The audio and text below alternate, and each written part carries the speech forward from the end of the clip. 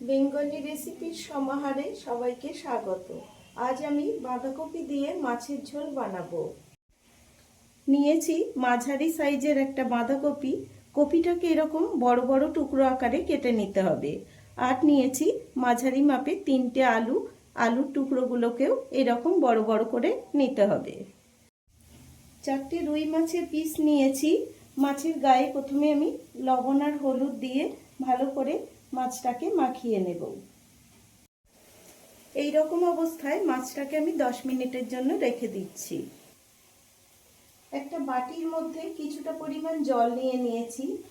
গ্যাসটাকে জেলে নিয়ে এই জলের মধ্যে দিয়ে দিচ্ছি হাফ চা চামচ পরিমাণ গোটা ধনে, হাফ চা চামচ পরিমাণ গোটা জিরে, দিচ্ছি 5 থেকে 6 কোয়া রসুন, 1 ইঞ্চি আদার টুকরো দিয়ে দিলাম, 4টে ছোট এলাচ, আর দিচ্ছি 1 টুকরো দারচিনি।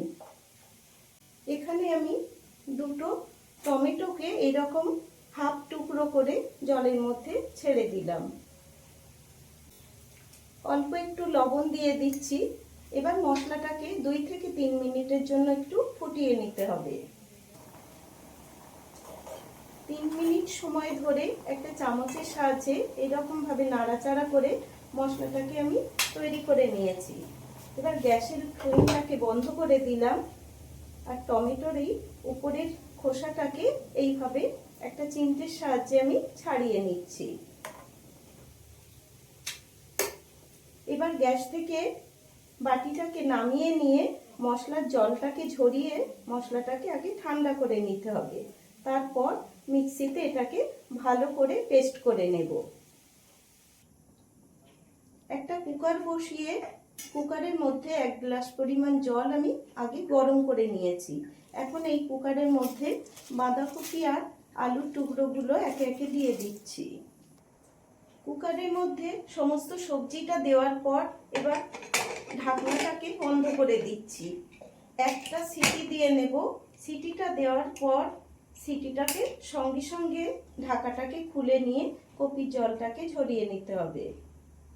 একটা কড়াই বসিয়ে কিছুটা পরিমাণ সর্ষের তেল দিয়ে দিলাম। তেল ভালো মতো গরম হয়ে গেছে। এখন মাছগুলোকে ভেজে নেব। কড়াইতে দিয়ে দিচ্ছি। মাছের একটা সাইড ভালো মতো ভাজা হয়ে গেছে। এখন উল্টে দিচ্ছি। অপর সাইডটাকেও এইরকম ভাবে ভেজে নেব। উল্টে পাল্টে মাছের পিসগুলোকে লাল লাল করে ভেজে নিয়েছি। এখন তুলে নিচ্ছি। মাছটা ভেজে তুলে নেওয়ার পর কড়াইতে ওই তেলের মধ্যে ফোড়নে দিয়ে দিচ্ছি একটা ফাটিয়ে নেওয়া শুকনো লঙ্কা, 2টো তেজপাতা, অল্প পরিমাণ একটু 5 ফোড়ন।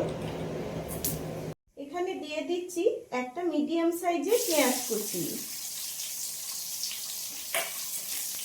পেঁয়াজটাকে দেওয়ার পর ফোড়নটার সঙ্গে পেঁয়াজটাকে ভালো করে মিশিয়ে নিয়ে এটাকে খুব ভালো করে একটু ভেজে নিতে হবে। 1.5 থেকে 2 মিনিট পর এখানে যে মশলাটা আমি মিক্সিতে তৈরি করে রেখেছি সেইটাকে ফোড়নের মধ্যে দিয়ে দিচ্ছি। মশলাটাকে ফোড়নের সঙ্গে ভালো করে একবার মিশিয়ে নিচ্ছি। মিক্সিং জারের মধ্যে অল্প একটু জল দিয়ে ধুয়ে নিয়ে মশলার মধ্যে দিয়ে দিলাম জলটাকে। এখন ওই মশলার মধ্যে দিয়ে দিচ্ছি হাফ চা চামচ পরিমাণ হলুদ গুঁড়ো, দিচ্ছি 1 চামচ পরিমাণ লঙ্কা গুঁড়ো। ঝালটা আপনারা আপনাদের স্বাদ অনুসারে ব্যবহার করবেন। সমস্ত মশলা একসঙ্গে মিশিয়ে নিয়ে ভালো করে কষিয়ে নিতে হবে। 3 থেকে 4 মিনিট সময় ধরে মশলাটাকে ভালো মতো কষিয়ে নিয়েছি। মশলার দেখুন সাইডে তেল ছেড়ে দিয়েছে। এখন যে মশলাটাকে সেদ্ধ করা জল ছিল সেই জলটাকে আমি এখানে দিয়ে দিলাম। একবার জলটা মশলার সঙ্গে ভালো করে মিশিয়ে নিচ্ছি। মশলার জলটা দেওয়ার পর আবার 1 মিনিট কষিয়ে নিয়েছি। এখন যে সেদ্ধ করে রেখেছিলাম বাঁধাকপি আর আলুটাকে এর মধ্যে দিয়ে দিচ্ছি। কপি আর আলুর সঙ্গে মশলাটাকে ভালো করে মিশিয়ে নিতে হবে। 4 থেকে 5 মিনিট সময় ধরে ভালো করে কপির সাথে সাথে আলুটাকে মিশিয়ে কষিয়ে নিয়েছি। এখন আমি এর মধ্যে দিয়ে দিচ্ছি গরম জল।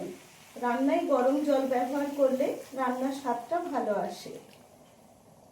পরিমাণ মতো জল দিয়ে জলটাকে একবার মিশিয়ে নিতে হবে। এখন আমি এর মধ্যে দিয়ে দিচ্ছি স্বাদ অনুসারে লবণ, 4 থেকে 5টা চেরা কাঁচা লঙ্কা,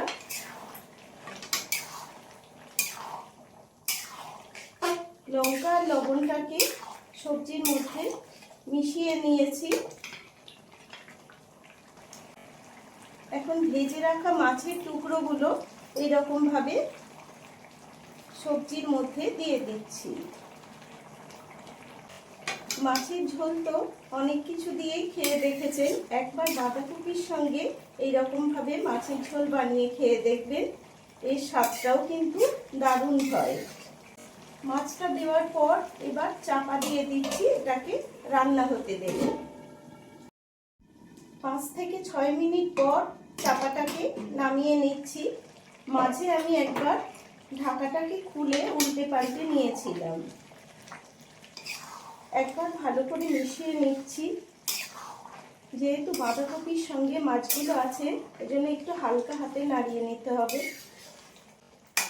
6 মিনিটের মধ্যে 2 মিনিট আমি হাই ফ্লেমে ফুটিয়েছি, তারপর বাকি 4 মিনিট কিন্তু মিডিয়াম ফ্লেমে সবজিটাকে আমি রান্না করে নিয়েছি। এখন আমি এর মধ্যে দিয়ে দিচ্ছি খুব সামান্য পরিমাণ একটু গরম মশলার গুঁড়ো, আর দিচ্ছি একটু ধনেপাতার কুচি।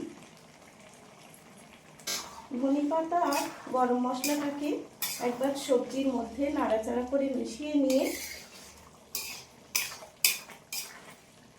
এবার গ্যাসের ফ্লেমটাকে বন্ধ করে দেব, চাপা দিয়ে 2 মিনিট রেখে দেব, তারপর নামিয়ে নিয়ে গরম গরম পরিবেশন করব।